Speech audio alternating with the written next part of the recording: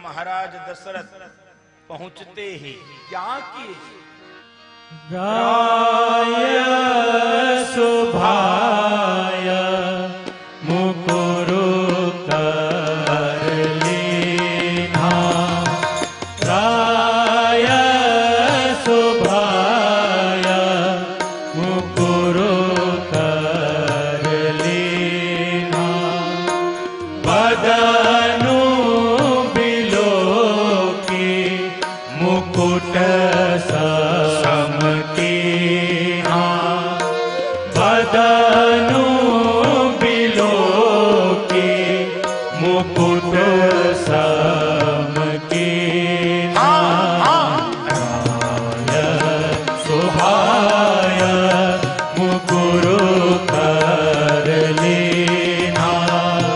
बदनु बिलोकी मुकुट सम कीन्हा। बदनु बिलोकी मुकुट सम कीन्हा। महाराज ने भरी सभा में शीशा देखना शुरू किया। भरी सभा में शीशा। राय सुभाय, समझिए, सुंदर चौपाई। राय सुभाय, राय माने राजा, सुभाय माने स्वभाव, जिसको हम सब कहते हैं आदत। क्या कहते हैं? आदत। राय सुभाय। मुकुर, मुकुर माने शीशा, दर्पण। हाथ में लिए और अपना चेहरा देके मुकुट तिरछा हो गया, मुकुट को सीधा किया। अब समझिए जरा चौपाई के मर्म। महाराज की ये आदत थी, वो भरी सभा में शीशा। अब आदत कई बार पड़ जाती है, बहुत सारी। अब आदत डालने से पहले सावधान रहना चाहिए, क्योंकि जब पड़ गई तो छूटती। 3 शब्द हैं, ध्यान दीजिए। गुण, दोष और स्वभाव। गुण, दोष और स्वभाव। गुण और दोष ये बदले जा सकते हैं। गुण और दोष क्या है? परिवर्तनीय है। गुण आ सकते हैं और जा भी सकते हैं, दोष आ भी सकते हैं और प्रयास करके निकल भी सकते हैं, छूट भी सकते हैं। लेकिन स्वभाव, आदत, वो जल्दी से छूटती। इसीलिए हम लोग कई बार कहते भी हैं, अरे जाने दीजिए, इनकी आदत ही ऐसी। जैसे मान लो किसी ने कड़ुआ बोलने का आदत बना लिया, वो कभी मीठा नहीं बोलेगा, जिससे बोलेगा कड़ुआ बोलेगा। तो जब उसको डिफेंड करना होता है तो हम लोग क्या कहते हैं? नहीं नहीं, आदमी तो ठीक है, बोलता का, आदमी ठीक है, बोलता का। हम तो समझ नहीं पाए फिर वो ठीक क्यों है। कभी कड़ुआ बोले समझ में आता, हमेशा कड़ुआ बोलने वाला। इसका मतलब क्या है? उसने आदत बना ली है। क्या? कड़ुआ बोला। अनेक आदतें होती है, मैं ज्यादा व्याख्या नहीं करूंगा, आप समझ जाइए मैं क्या कहना चाहता हूं। आदत बनाते समय ध्यान रखना चाहिए। जैसे कुछ लोगों को आप कितना भी भोजन करा दीजिए, कितनी भी रोटी पकवान खिला दीजिए, लेकिन उनका पेट तभी भरता है जब वो नाखून खाते हैं। देखा है कि अनेक ऐसी आदतें हैं। जैसे और बता दो, जैसे कुछ लोग बैठेंगे ना, चाहे जमीन पे चाहे कुर्सी पे, तो मौका मिलते पैर हिलाते जरूर। मना करो रुकेंगे, और 30 सेकंड बाद क्या है ये उनकी आदत में आ गया है। इसलिए आदत बुरी संभाल लो, बस हो गया भजन। आदत बुरी संभाल लो, बस हो गया भजन। आदत बुरी संभाल लो। अच्छी आदत डाली जाए। हाथ में माला लेकर और जपने की आदत डाली जाए। खाली रहने पर शास्त्र पढ़ने की आदत डाली जाए। भजन करने व सुनने की आदत डाली जाए, सेवा करने की आदत डाली। मेरा निवेदन। तो महाराज भरी सभा में शीशा देखे, किसी सचिव ने टोक दिया, महाराज ये मर्यादा की राजसभा है, आप भरी सभा में शीशा देख रहे हो, आपको अटपटा नहीं लग रहा है? राय सुभाय मुकुर कर लेना, भरी सभा में शीशा नहीं देखना चाहिए। महाराज ने कहा सुनो, मैं भरी सभा में शीशा देख रहा हूं, आपको अटपटा लग रहा है, लेकिन अकेले में शीशा सबको देखना चाहिए, अकेले में दर्पण सबको देखना चाहिए, सबको। क्यों? समझिए, शीशा ही व्यक्ति का गुरु होता है और शीशा ही व्यक्ति का दुश्मन होता है। शीशा गुरु का भी काम करता है और दुश्मन का भी। कब गुरु होता, कब दुश्मन? आप स्वयं से शीशा देख लोगे तो गुरु का काम करेगा, और कोई दूसरा दिखलाएगा तो दुश्मन का। और सरल कर दो, कैसे गुरु का काम करता है? आप स्नान करने के बाद या तैयार होने के बाद शीशे के सामने खड़े होइए तो शीशा बता देगा क्या कान में साबुन लगा है, साफ करो, बताएगा। कई बार होता क्या, जल्दी जल्दी में कमीज की बटन ऊपर नीचे हो जाती है, तो कमीज ऐसे चढ़ी रहती है ऐसे।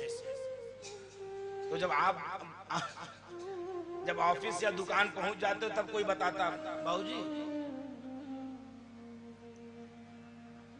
शीशा देख लेते तो ठीक हो जाए। शीशा देखने से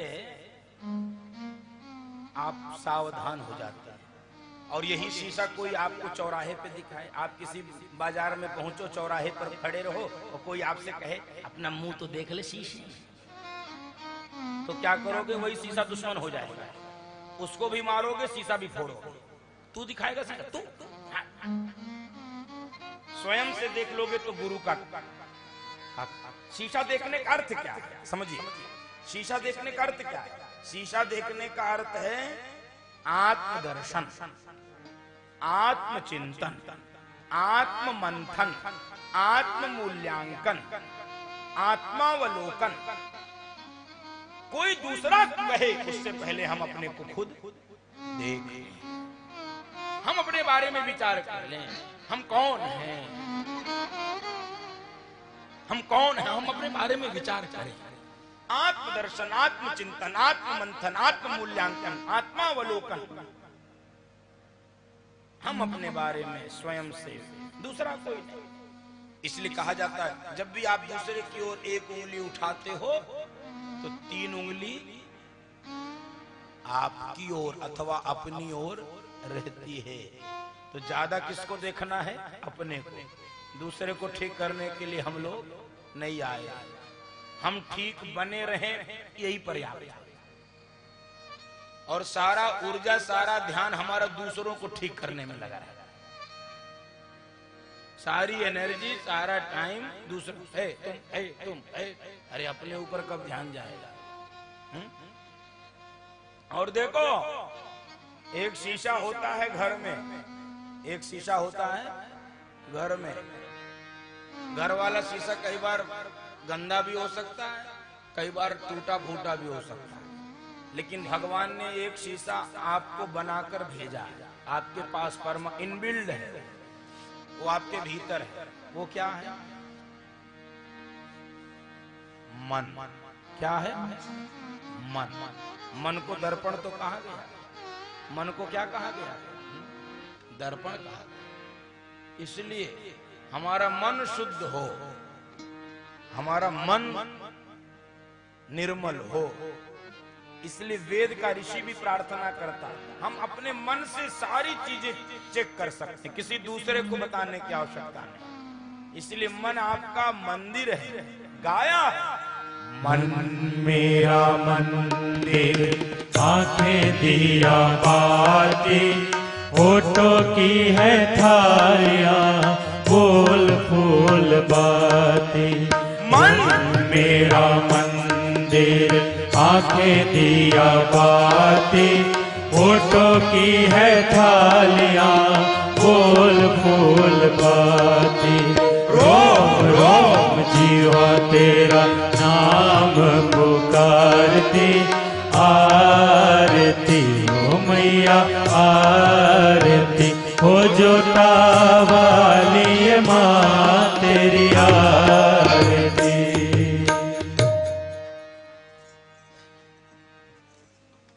मन ही दर्पण है, इसको स्वच्छ रखें, इसकी आवाज सुने। इसलिए वेद का ऋषि क्या बोलता है? जद जागृतो दूर मुदैति दूरम तदु सुप्तस्य तथैवैति, दूरं गमं ज्योतिखाम ज्योतिरेकम, तन्मे मनः शिव संकल्प मस्त। हमारा मन शिव संकल्प वाला बने, शुभ संकल्प वाला बने।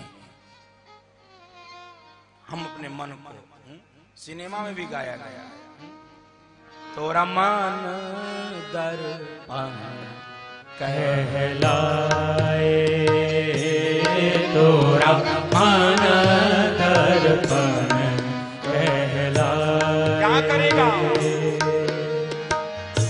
भले बुरे सारे कर्मों को देखे और दिखाए, तोरा मन दर्पण कहलाए, तोरा मन दर्पण, तोरा मन दर्पण, तोरा मन दर्पण कहलाए। इसलिए शीशा देखा भरी सभा, राय सुभाए मुकुर कर, और मुकुट तिरछा हो गया। मुकुट, तो जब मुकुट तिरछा हुआ तो महाराज को दिखलाई पड़ा। क्या दिखलाई पड़ा? श्रावण समीप भये शीत के साथ, श्रावण समीप भये शीत के साथ, मना हो जरठ पानु अस उपदेशा, मना हो जरठ पानु अस उपदेशा। क्या दिखलाई पड़ा? कान के पास के सफेद बाल। बाल कहाँ के सफेद जल्दी होते हैं? कान। क्यों होते हैं? सफेद होने के लिए सफेद नहीं होते, उपदेश करने के लिए। उपदेश कहां से सुना जाता है? उपदेश कहां से सुना जाता है? कान। इसलिए सबसे पहले सफेद कहां के होते हैं बाल? कान। ये उपदेश करते हैं। क्या? राजन! हाँ, जो सो रहे वो जग जाएंगे। अच्छा, आप भले न देखो हमको, हम तो आपको देख रहे हैं। उपदेश थोड़ा तेज बोला भी जाता है। अच्छा देखो, हम हैं चौकीदार। हम क्या हैं? किस पे बैठे? जो चौकी पे बैठे वो चौकीदार, और जो जमीन पे बैठे वो जमीनदार। कुर्सी वालों का मैं नहीं जानता, जो भी होता। तो चौकीदार का काम क्या है? चौकीदार रात में जब आप सोते हो तो क्या करता है? तो कैसे जगाता है? ऐसे जागो जगो, ए उठो, सो मत, जगो, ऐसे जगाता है क्या? कैसे जागते रहो, ऐसे जगाता है। तो हम क्या हैं? हम धर्म के हम ठेकेदार नहीं। ठेकेदार कोई और लोग होते हैं। मैं धर्म का क्या हूं? चौकीदार। मैं जगाने आया, ठीक है? क्या करने? जगा। तो ये जो कान के पास के सफेद बाल हैं, ये सावधान करते हैं। राजन, अब काले काम बंद करो। अब सफेद काम शुरू कर। अभी तक तुम भोग की कीचड़ में सड़ रहे थे, कोई बात नहीं, अब भोग से योग की ओर चलो। अभी तक तुम काम में गिरे हुए थे, अब काम से राम की ओर चलो। अभी तुम अंधकार में थे, अब अंधकार से प्रकाश में चलो। ये सफेद बाल ये सावधान करते हैं कि अब हम धवलता की ओर, अब उज्ज्वलता की ओर, अब हम धर्म की ओर, अब हम राम की ओर, अब सेवा की ओर, अब सत्संग की ओर, अब पूजन की ओर, अब पाठ की ओर, अब दान की ओर, अब तीर्थ यात्रा की ओर, अब थोड़ा संसार से मन हटे और परमात्मा में लगे। ये है कान के पास बाल सफेद होने का कारण। वैसे तो एक संत कह रहे थे, कलयुग के आदमी से भगवान भी हार गया। कहे क्यों हारा गुरुजी? कहे भगवान बाल सफेद करता है, कलयुग का आदमी हर 8वें दिन काला कर लेगा। तुम करो सफेद, हम करेंगे काला। इसीलिए फिर आ गई नोटबंदी। हाँ, याद है, आई थी। हाँ, मेरा निवेदन है,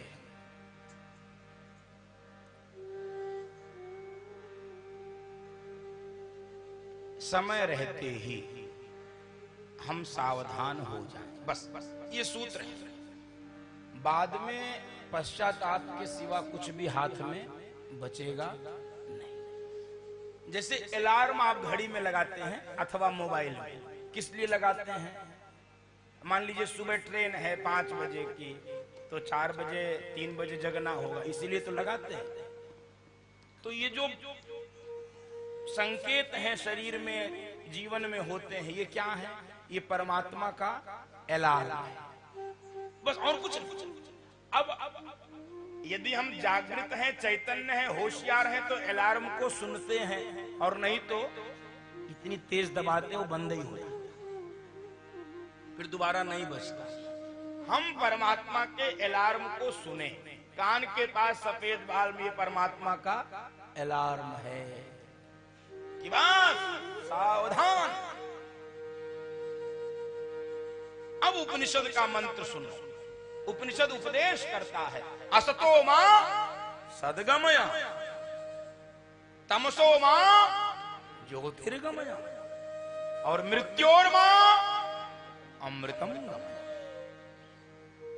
अब असत से सत्य की ओर चलो, अब अंधकार से प्रकाश की ओर चलो, और अब मृत्यु से अमरता की ओर चलो। अब तक तुमने खूब ड्राइवरी कर ली, अब तक तूने अपने को खूब चला लिया, अब अपनी गाड़ी सौंप दो। किसको? राम को। बाबा कबीर ने क्या गाया है? जरा धीरे धीरे गाड़ी हाँको, मेरे राम गाड़ी वाले, जरा चल के गाड़ी हाँको, मेरे राम गाड़ी वाले, जरा हौले हौले गाड़ी हाँको, मेरे राम गाड़ी वाले, जरा धीरे धीरे गाड़ी हाँको, मेरे राम गाड़ी वाले।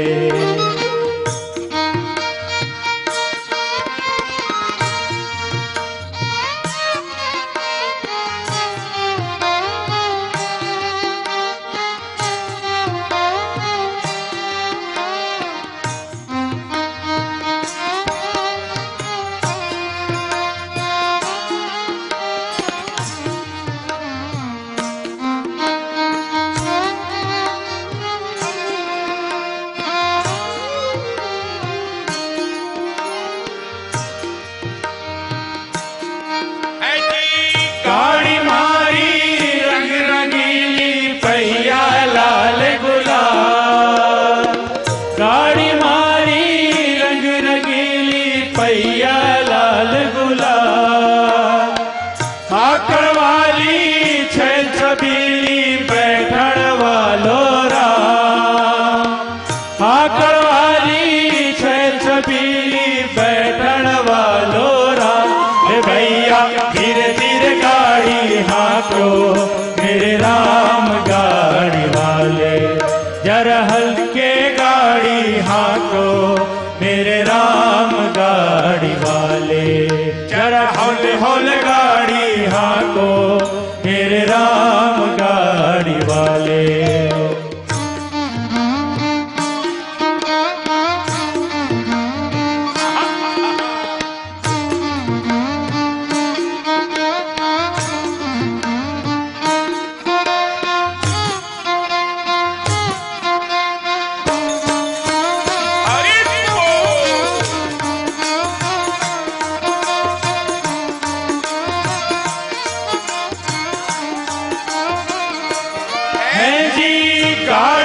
की रेत में मारी मजल पड़ी है दूर।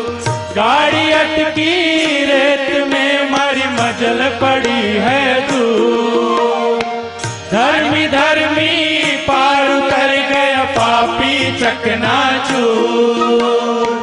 धर्मी धर्मी पार उतर गया पापी चकनाचूर। भैया धीरे धीरे गाड़ी हाँको मेरे राम गाड़ी वाले।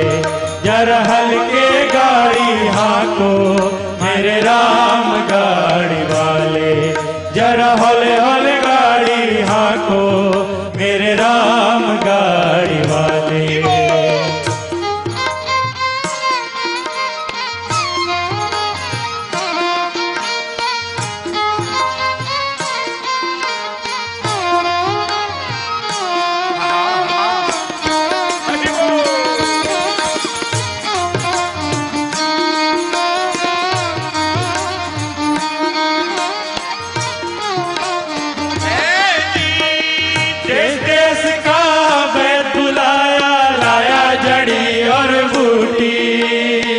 देश देश का वैद बुलाया लाया जड़ी और बूटी।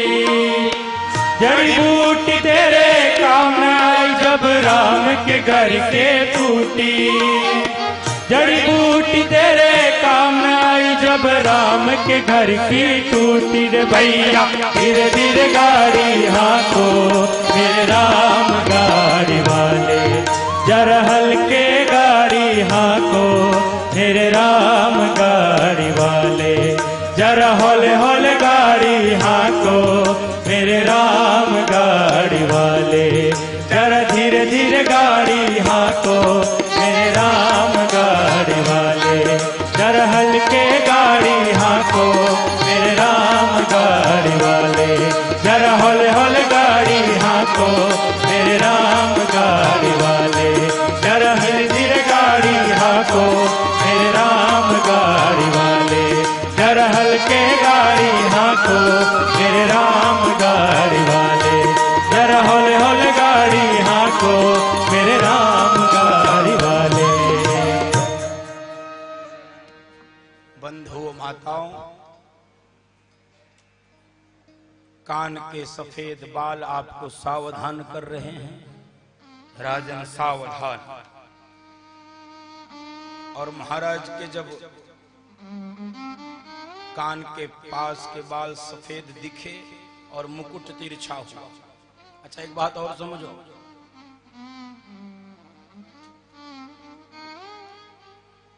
जो भी सावधान रहता है, जो भी चैतन्य रहता है, जागृत रहता है, जो भी शीशा देखता रहता है, शीशा देखना सबको चाहिए, सबको, तो उसको परमात्मा के जो अलार्म हैं, जो संकेत हैं, या जिसे अवसर कहते हैं, वो समझ में आते रहते हैं, वो दिखते रहते हैं। इसीलिए कहा गया है कि परमात्मा ने जो अवसर दिया है, परमात्मा ने जो संकेत किया है, जो इशारे बताए, उस पर हमारी दृष्टि सदैव बनी रही। शीशा कोई देखे न देखे, उन लोगों को जरूर देखना चाहिए जिन पर जिम्मेदारी जाता है। दो लोगों को शीशा जरूर देखना चाहिए, एक जो राजगद्दी पर बैठते हैं और दूसरे जो व्यास गद्दी पर बैठते हैं। इन दोनों को शीशा जरूर देखना। और कब देखना चाहिए? आप भीड़ में जाओ और आपके लिए रास्ता खाली होने लगे, तब शीशा जरूर देखना। आप कहीं भीड़ वाले जगह पे जाओ, आपके लिए कुर्सी छोड़ी जाने लगे, तब शीशा जरूर देखना। आपके लिए फूल माला लेकर लोग दौड़ने लगे, बुके लेके दौड़ने लगे, तो शीशा जरूर। महाराज ने देखा कान के पास के बाल सफेद हो गए,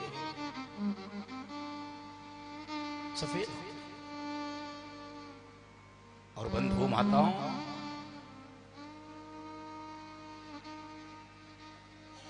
मुकुट तिरछा हुआ तो महाराज ने सोचा, ये मुकुट मेरे शीश से गिरे, इसके पहले किसी योग्य शीश पर जाना चाहिए। मेरे सिर से मुकुट गिरे, इसके पहले किसी दूसरे शीश पर जाना चाहिए। मुकुट सत्ता का प्रतीक होता है बंधुओं माता, मुकुट सत्ता का प्रतीक होता है, और सत्ता सदैव सत्य नारायण के शीश पर ही शोभा देती। ऐसा महाराज ने विचार किया कि मुकुट मेरे शीश से गिरे, उसके पहले किसी। देखो, यही दशरथ और दशानन में अंतर है, समझिए। दशरथ और दशानन में क्या अंतर है? दशरथ यानी जो सत्ता सौंप दे, जो सत्ता सौंप दे, वो कौन है? दशरथ। और जो सत्ता झपटता रहे, मुकुट गिर रहा था रावण का, लेकिन झपट्टा मार के वो रख लेता था। जो झपट्टा मार के छीनता रहे, झपटता रहे, लूटता रहे, वो कौन है? रावण। वो है दशानन। और सरल कर रहा हूं गृहस्थी लोगों के लिए, और सरल कर रहा हूं। जो समय रहते ही जिम्मेदारियों का बोझ बहू बेटों को सौंप दे, वो कौन है? दशरथ। और जो जिंदगी भर ढोता रहे, वो कौन है? दशानन। अब आप क्या हैं? आप अपना परीक्षण करो। मैंने लक्षण बता दिया, अब परीक्षण अपना अपना करिए। हम दशरथ हैं अथवा तो दशानन। समय रहते जो जिम्मेदारियों से मुक्त होकर भजन में लग जाता है, वो है दशरथ। हो गया, अभी तक जितना करना था कर लिए, अब भजन करेंगे, अब तीर्थ करेंगे, अब कथा सुनेंगे, अब प्रवचन सुनेंगे। लेकिन जो जिंदगी भर किसी पर भरोसा नहीं करता, न बहू पे, न बेटे पर, न नाती पर, न पोते पर, न नौकर पे, न ड्राइवर पे, जिंदगी भर अविश्वास ही करता रहता है, वो कौन है? और बंधुओं माताओं, क्या हाल हुआ था दशानन। सौंप दो। अब इसके लिए दो निवेदन और कर रहा हूं। आप सौंपेंगे कब? जब आपको ये लग जाएगा कि हमारा बेटा योग्य है, अथवा तो हमारी विरासत को संभाल लेगा, अथवा तो इसको और बढ़ा देगा। तो इसके लिए प्रयत्न करना पड़ेगा, हमारी संतति कैसी तैयार हो, ताकि हम बुढ़ापे में चैन से भजन कर सकें और बच्चे और बहू पर भरोसा कर सकें, उसको सौंप सकें। तो ये बहू बेटों की भी जिम्मेदारी है और ये माता पिता की भी जिम्मेदारी है। पूज्य डोंगरे जी महाराज बड़ी अच्छी कथा सुनाते थे, आपको सुनाऊं। पूज्य डोंगरे जी महाराज इसी प्रसंग पर, ऐसे ही किसी प्रसंग पर एक कथा सुनाए थे। मैं अपनी कथाओं में सुनाता हूं, आपको भी सुनाऊं। आदमी उतारना तो बोझा चाहता नहीं, सुनने में ही अच्छा लगता है, करने में बहुत कठिन होता है।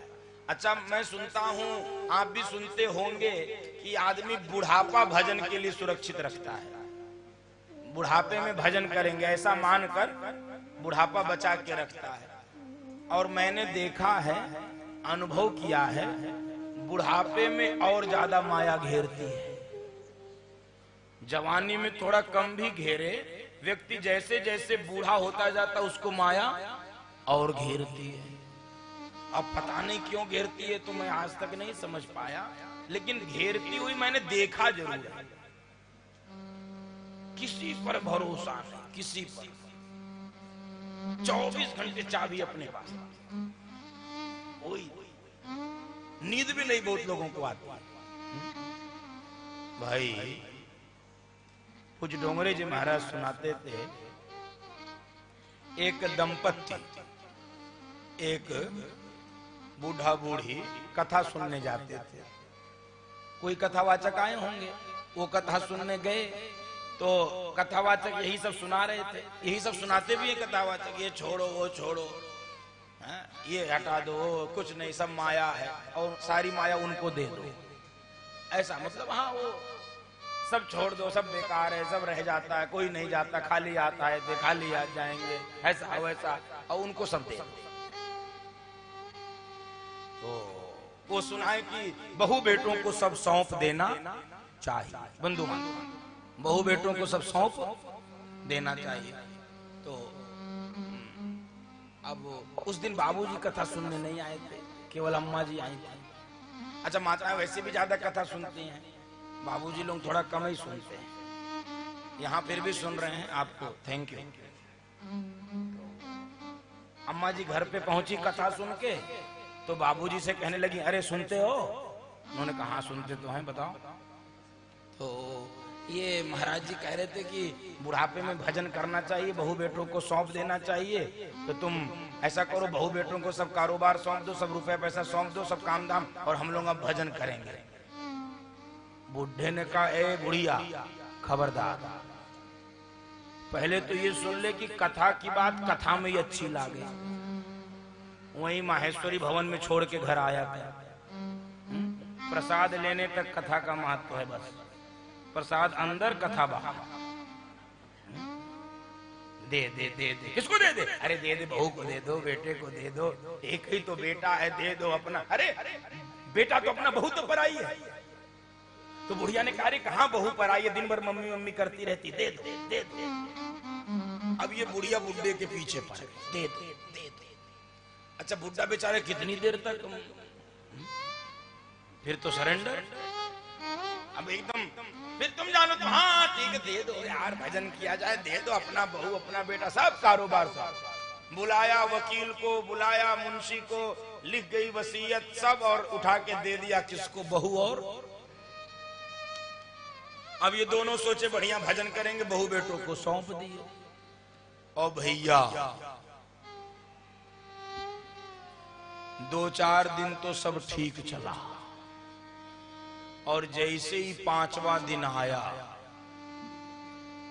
इन दोनों बुड्ढों के लिए पानी वाली ठंडी चाय, कटोरी में दाल खोजना पड़े, पानी पानी, रात की सूखी रोटी नाश्ते में।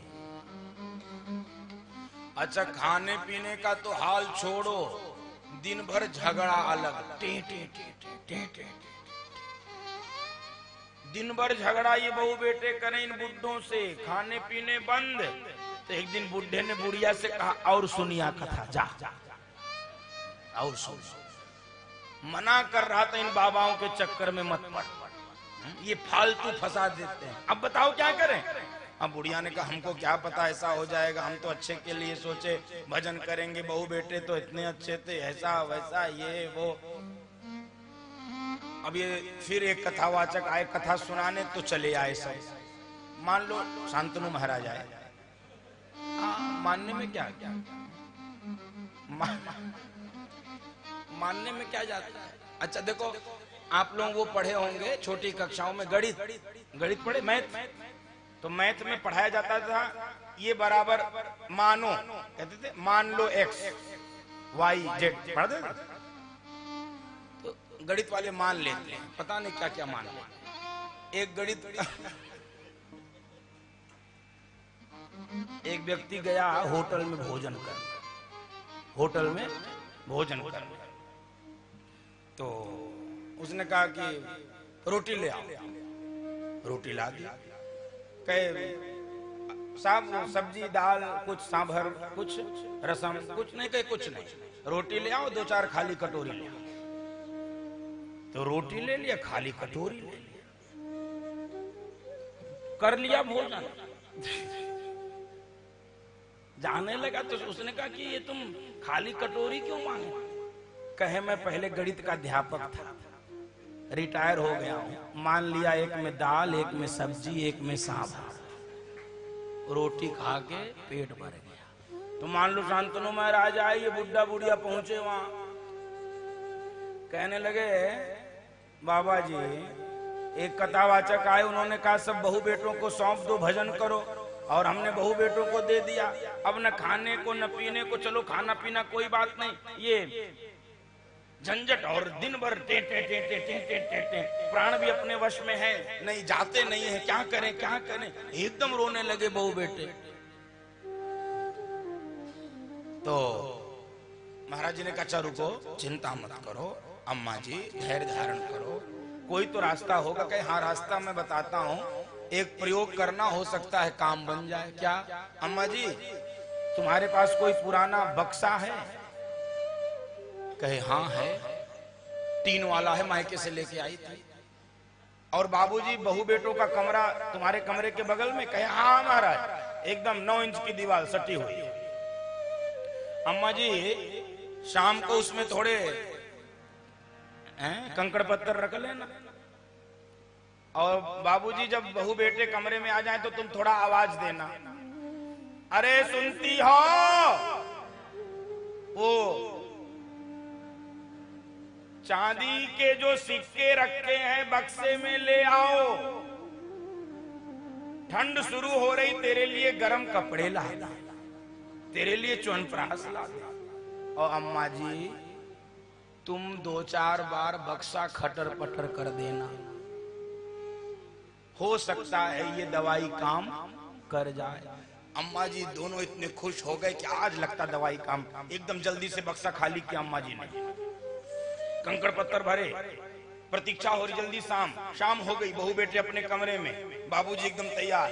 अरे सुनती हो? वो जो बक्से में चांदी के रुपए रखे ले आओ, ठंड शुरू हो रही, तेरे लिए गर्म कपड़े ला दें, च्यवनप्राश ला दें। अम्मा जी बक्सा उठाई, महाराज जी ने कहा था 2-4 बार खटर पटर कर देना, बस। अब इतनी खुश कि खटर पटर करने को कहे बक्सा ही लेके गिर पड़ी, धड़ाम। अब बक्सा में आवाज आया कंकड़ पत्थर। अब बेटा सो रहा था, बहू जगी थी, उसके कान में आवाज गई कि अम्मा जी के बक्से में चांदी के रुपए। ये गई अपने पति के पास, ये सो रहा था, उठो, गहरी नींद में था, 2 मुक्का मारा, खाता सोता, अरे बोलो हुआ क्या? अरे हुआ ये कि अम्मा जी के बक्से में चांदी के रुपए, और भैया महाराज जी का मंत्र काम कर गया। जब दोनों को पता चला बक्से में चांदी के रुपए हैं, सुबह छोटा पोता आता, लड़के का लड़का, बाबा बाबा मम्मी ने कहा है कि बाबा दादी से कह दो ठंडे पानी से ना नहाए, गर्म पानी भेज रही हूं। छोटी पोती, लड़के की लड़की, अम्मा दादी मम्मी ने पूछा है नाश्ते में इडली बड़ा की डोसा है? और एकदम दूध में पत्ती डाल के दूध की चाय, रात में मेवा डाल के हल्दी वाला दूध। अब ये बुढ़े जो जल्दी मरने वाले थे, माल खाए खाए और जी गए। अब यहाँ को माल खावे को मिले, वही 2-4 साल सरकाए ले। बंद हो माताओ, बड़ा बढ़िया चलने लगा इन बुढ़े बुढ़ियों का मामला। संयोग से, दैव योग से बाबूजी का निधन हुआ, अम्मा जी का निधन हुआ।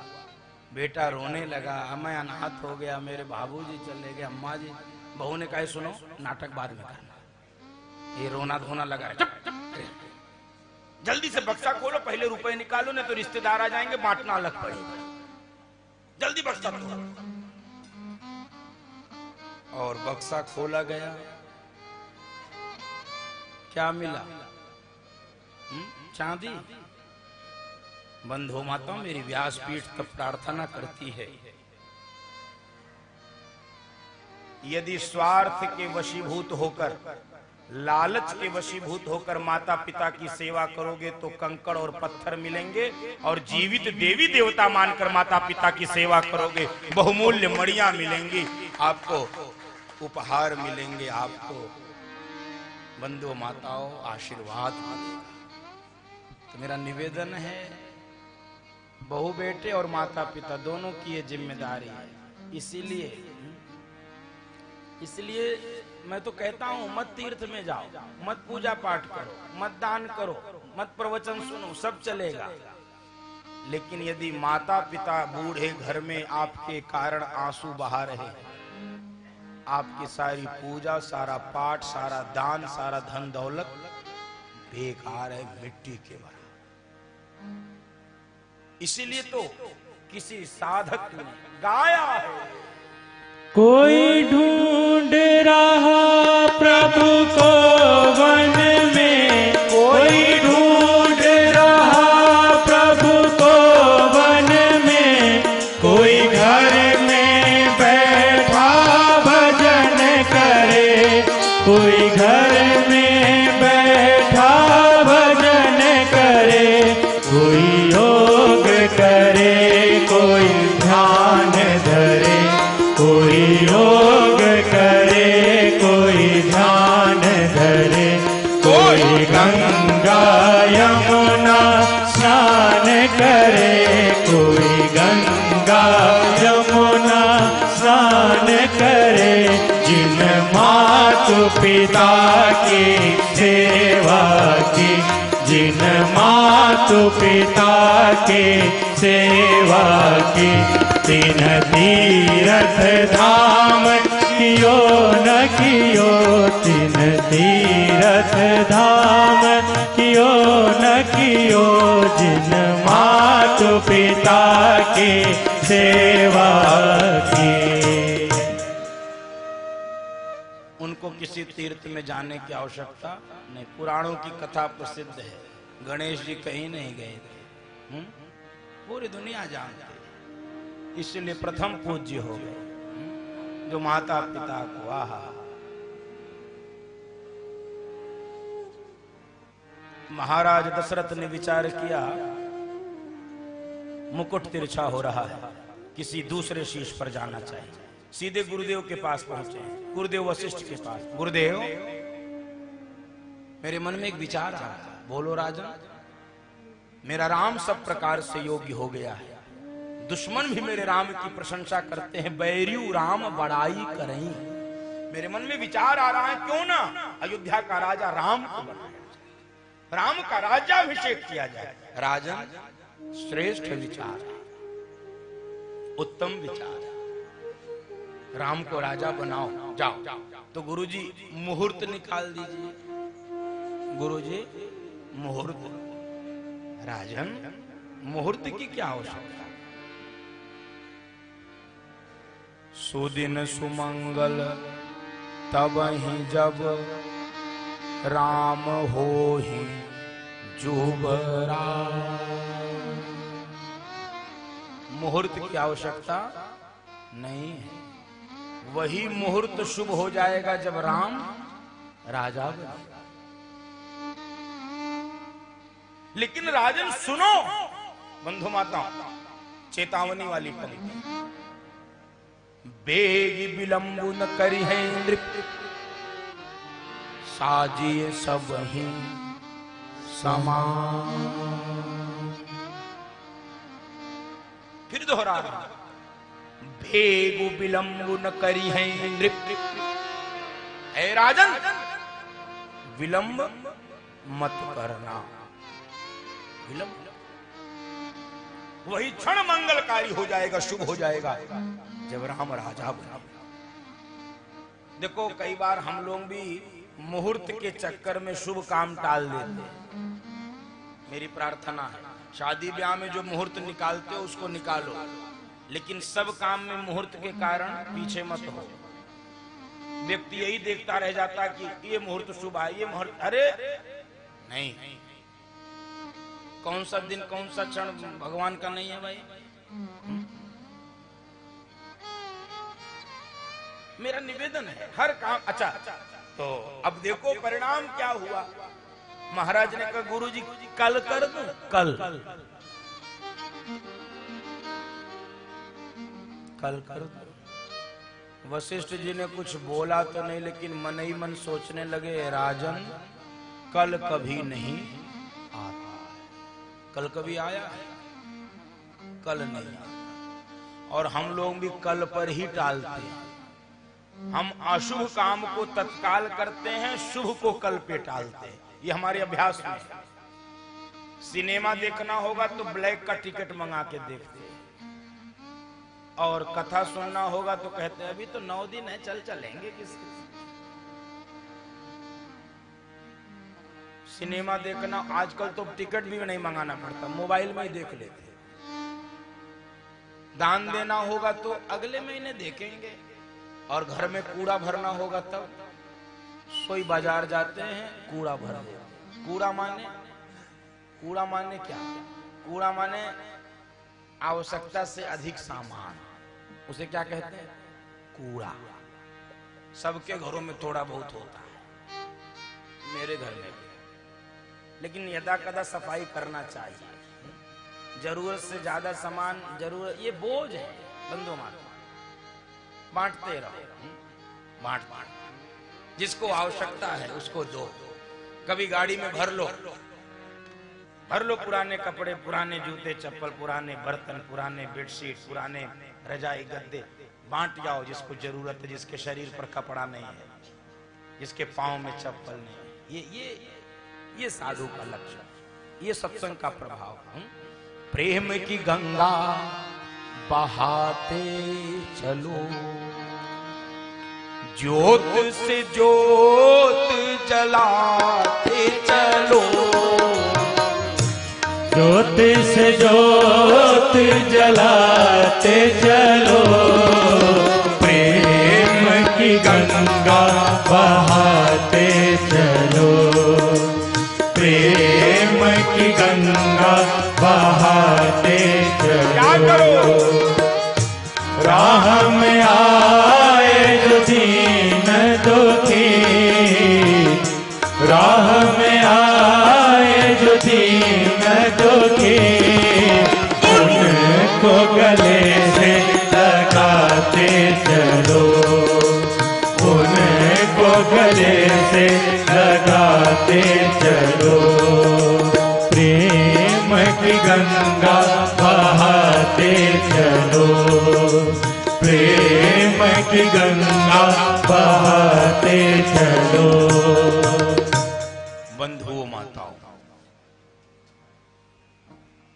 कल पे नहीं टालना चाहिए। अच्छा देखो, कल पे टालने का परिणाम क्या हुआ? हम लोग कल पे टालते हैं, कल पे मत टालो। इसलिए तो बाबा कबीर ने क्या लिखा? काल करे सो आज कर, आज करे सो अब, पल में परलय होएगी, बहुरी करोगे अभी। परिणाम। अच्छा ये बताओ, रावण के पास क्या कमी थी? रावण के पास क्या कमी? हमारे घर में 100, 200, 500 ग्राम, 1 किलो सोना होगा, रावण की लंका ही सोने की थी। हमारे घर में 2-4 नौकर चाकर होंगे, 10-20 होंगे, और रावण के यहाँ स्वर्ग के देवता नौकरी करते थे। कुबेर उनके यहाँ पानी भरता था, काल उनकी पार्टी से बंधा रहता था, चारपाई की आपने सुना है। विद्वान इतना था कि चारों वेदों का पाठ रावण स्वयं करता था कंठस्थ। विद्वान भी था, धनवान था, बलवान था, कमी किसी चीज की नहीं थी, लेकिन अंत कैसा हुआ? दुर्दान। क्यों ऐसा अंत हुआ? क्यों अंत हुआ ऐसा? बहुत विद्वान था, हमको 2-4 मंत्र नहीं याद होते। रावण स्तुति गाता था भगवान शंकर की। जटाटवी गलत जल प्रवाह पावित स्थले गले वलम विलंबिताम भुजंग तुंग मालिकाम डमट डमट डमट मन्निनाद वड्ड मर वयम चकार चंड तांडवम तनो तुन शिव शिवम जटा कटाह संभ्रमम भ्रमम निलंप निर्झरी विलोल वीचिवल्लरी विराजमान मूर्धनि जगत जगत जगत ज्वलल ललाट पट्ट पाव के किशोर चंद्रशेखरे रति प्रतीक्षणम मम। भगवान शंकर कहते थे रुक जा बेटा, आ रहा हूं, ज्यादा मत परेशान। भगवान शंकर को जो प्रकट कर देता था वो रावण किस दुर्गति को प्राप्त किया? क्यों जानते हो? सुनो।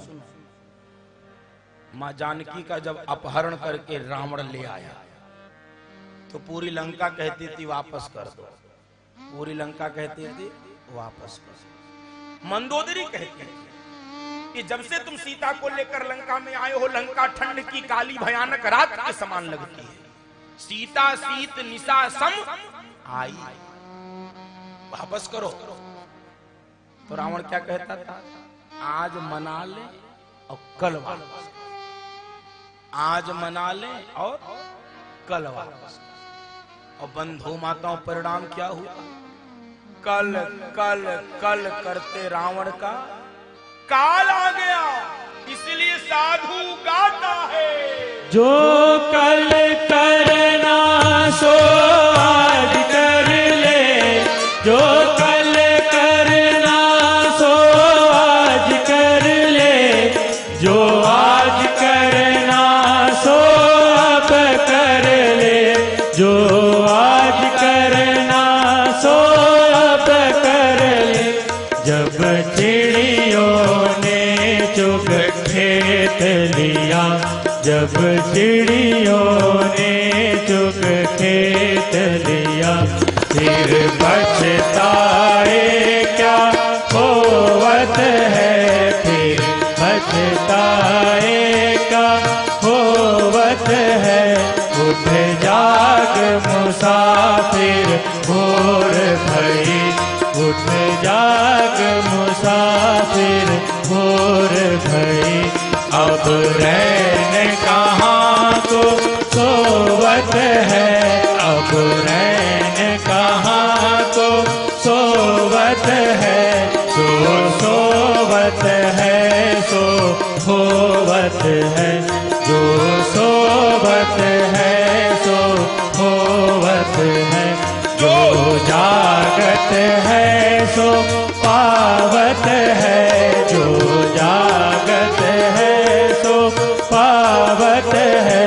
उठ जाग मुसाफिर भोर भई, उठ जाग मुसाफिर भोर भई। इसीलिए कल पे नहीं टालना है, कल पे नहीं टालना है। वशिष्ठ जी ने कुछ कहा तो नहीं, महाराज दशरथ ने आकर घोषणा कर दी कि कल राम का राज्याभिषेक। राम, पूरी सभा महाराज की जय जयकार कर, महाराज की जय हो। जिया हूं जगतपति बरिस किरोरी, आपको मेरी आयु लग जाए। आपने इतना श्रेष्ठ विचार प्रकट किया, जग मंगल भल काजु विचारा। राम राजा बनेगा, इससे ज्यादा प्रसन्नता का कोई विषय नहीं हो सकता है अयोध्या वासियों की। महाराज की जय जयकार होने लगी, पूरी अयोध्या महाराज बनने के लिए, देखने के लिए व्याकुल हो गई भगवान को। और इधर